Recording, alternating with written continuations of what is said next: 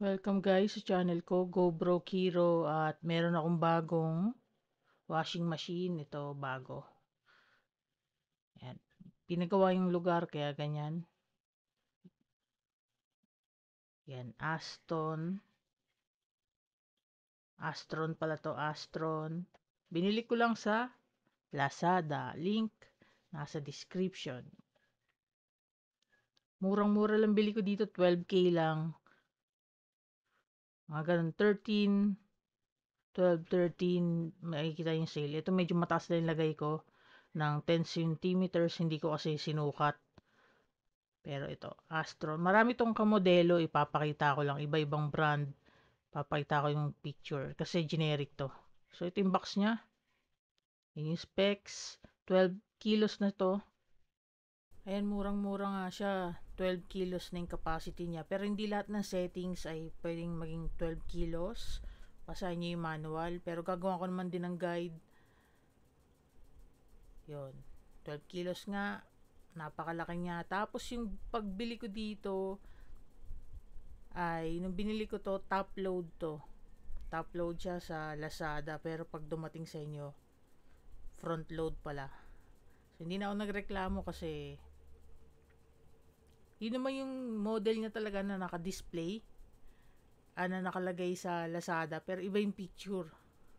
Yung model tama sa Lazada, yung 125, pero yun nga, pagdating niya, front load pala siya. 12 kilos. Tama yung ano niya, yung kanyang capacity. To mahirap siya buhatin kasi napakabigat nito dahil front load nga to. Yung top load magaan lang. Tapos ito, ang bigat, 70 kilos. Dapat ilalagay ko to sa veranda na bagong gawa. Veranda extension. Pero hindi ko malagay doon dahil ang bigat nga. Kailangan ko nang mag-hire pa ng mga magbubuhat. So dito ko na lang siya nilagay. Bibili na lang mas maliit doon. Abangan nyo na lang yung video ko sa bagong maliit na washing machine. Pero ito, top load. So may top load na ako noon. Kaso hindi ko na dinala dito sa Cavite. Saka mahal talaga ng top load. Yung top load ko noon nasa 40k. Ito, murang-mura. 13k lang to plus shipping na 1,000. Mga ganun. Mga 14k.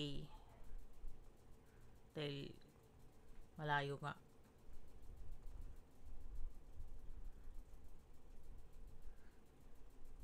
Okay naman siya. Yung mga kamodelo niya, ipapakita ko nga, abangan nyo mamaya saka kung paano to iset.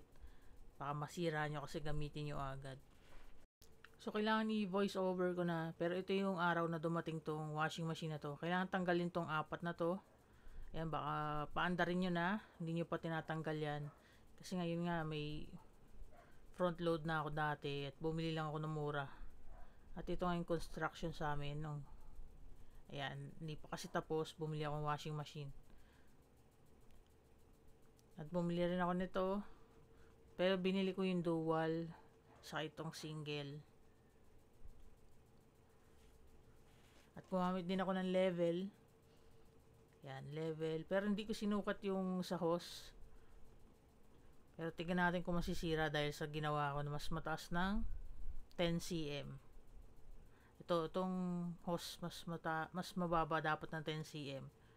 At ayan yung hose na binili ko ay yung gripo na dual. At yan yung saksakan niya. Yung hose na libre nito hindi ko nagamit kasi hindi siya fit doon sa binili kong gripo. So, papakita ko yung mga mamahaling brand. Ito, Toshiba. 32K. Kalahati lang yung bili ko dito Mga ka-generic niya. So, generic kasi ito. Maraming ganito. Pati sa aircon. Maraming ganito. Iba-ibang brand pero pare-pareho ng itsura, model. May mga konting pinagkaiba lang. Pero makikita niyo naman na generic. Tapos syempre mahal sa mga sikat na brand compare sa hindi. So may aircon nga sila na gusto kong bilhin. Pero sa ibang video na yun syempre. Yan, mahal. O ito din, kawangis niya din. Pati yung mga yan, ito yung mga kaano niya. Marami ako nakita sa mga mall na halos ka design niya. Tapos inverter pa siya. Kaya lang yung pagiging inverter nito ay sa akin kasi hindi importante na inverter to dahil sandali lang naman tayo maglalaba eh. Isang oras. Yung cotton dito parang 1 hour and 10 minutes o 20 minutes. Pero papakita ko na lang next time nga kapag nagturo na ako kung paano gamitin. Tapos ito nasa 20 plus to.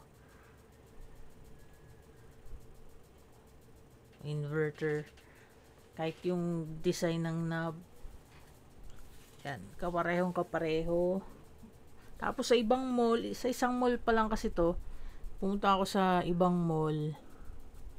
Ayun, ang dami nga niyang ka-design. Dahil nga generic nga siya. Tapos, yun. Rebrand. Parang ganon. Rebranded siya.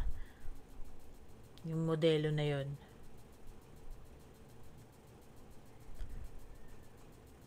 So, ang mga nabili ko na Electrolux, yung Whirlpool, syempre yung mga Korean na washing machine, na-try ko na din. Check nyo na lang din yung ibang video ko na washing machine. Yung iba kasi, hindi ko na nagawa ng video. Pero ito yung binili ko ngayon na automatic inverter na front load.